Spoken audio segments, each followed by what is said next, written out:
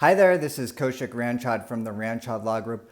Welcome to our immigration show. Today we're going to talk about requests for evidence for I-601As, what you can do to avoid that if you have an I-601A RFE, I-601 RFE, what are some common mistakes that I'm currently seeing.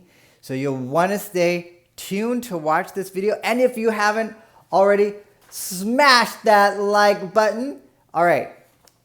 Now, requests for the evidence, I know, are super stressful. They cause a lot of anxiety. In the last couple of weeks, I had a consultation with someone who had a request for evidence because the case was not prepared correctly.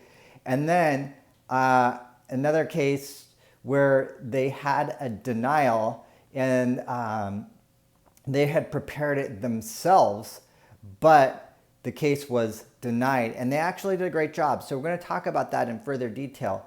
So in that latter case, this was for a J1 exceptional hardship waiver, where the standard is similar to extreme hardship.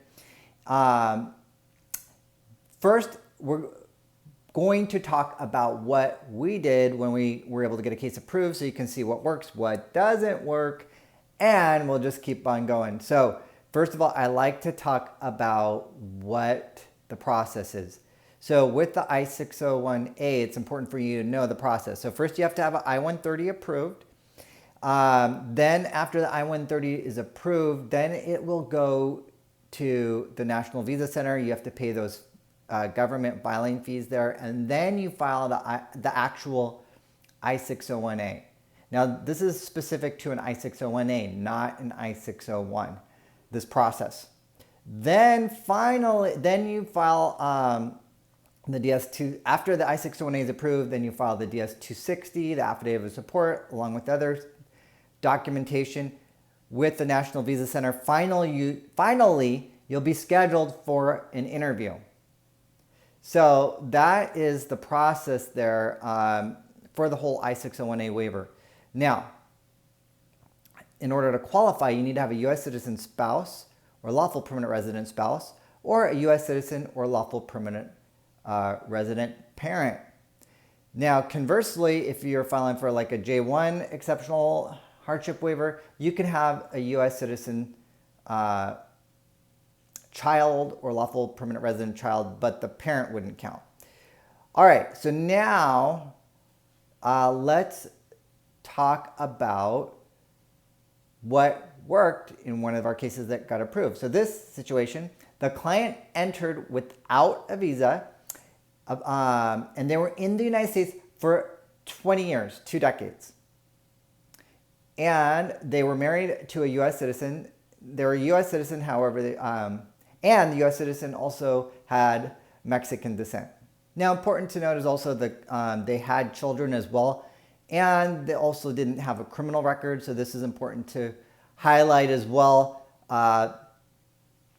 because we want to make sure that USCIS knows that there's no criminal issues.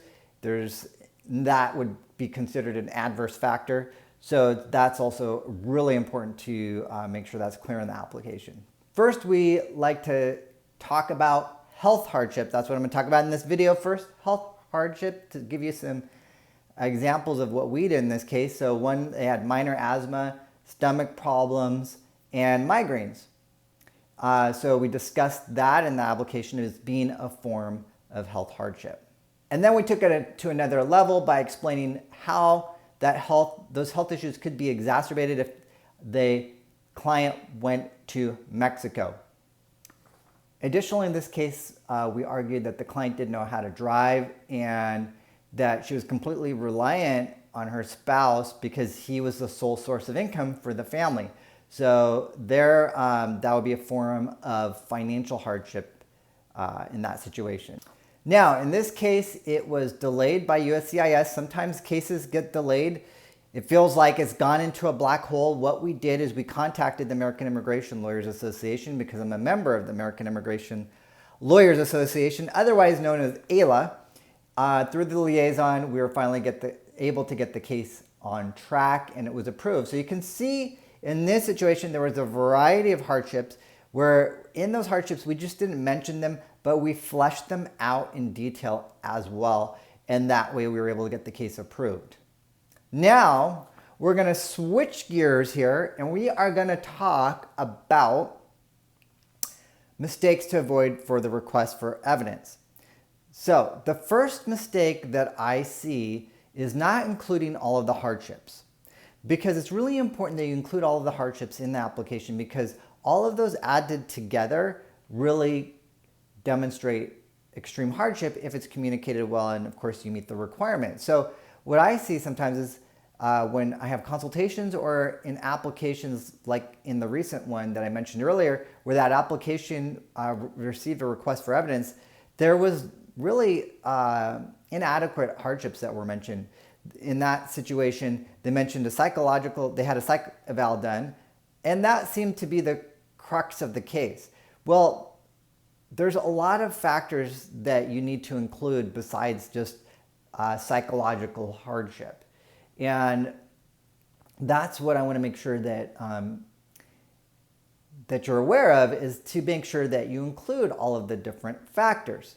One of those factors could be ties to other U.S. citizen family members.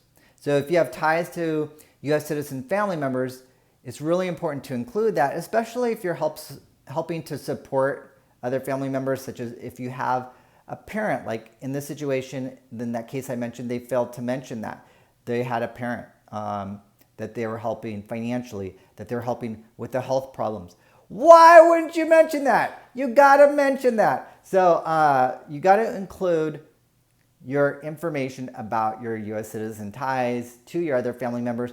And if you're helping take care of them, include that as well. If you're helping provide financial support, help provide that as well. Now, the second big mistake that I see is that people will just mention the hardships, but not go into detail of what those hardships are. So for instance, I have financial hardship, and that financial hardship will become worse if I have to go back to Mexico. So USCIS is going to be like, okay, prove it. So you need to take it to another level. You need to explain how the details of that financial hardship. What was the type of position that you have? What would that earn in your home country? What are your income and expenses? So these are examples of how you can flesh out financial hardship to create the context of why there is financial hardship. Because the hardships need to not just, there can't be mere separation, just normal hardships. You need to meet the legal standard in order to get the case approved. It needs to be extreme hardship. So in order to take it to that level, you need to have an explanation of why it is extreme, and it's just not mere separation.